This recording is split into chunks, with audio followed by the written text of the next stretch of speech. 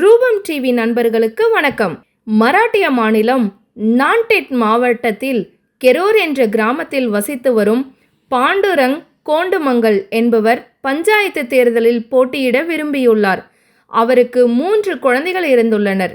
2 குழந்தைகள் பெற்றவர்கள் மட்டுமே தேர்தலில் போட்டியிட முடியும் என்ற விதிமுறையால் ஒரு குழந்தையை கொல்ல முடிவு செய்துள்ளார். இதனால் பிராச்சி வயது 6 என்ற பெயர் கொண்ட அவருடைய மகளை வண்டியில் ஏற்றி கொண்டு தெலுங்கானாவின் நிசாமாபாத் மாவட்டத்திற்கு சென்று கால்வாயில் தள்ளிவிட்டு வந்துள்ளார். இதில் நீரில் மூழ்கி பிராச்சி பலியாகிவிட்டாள்.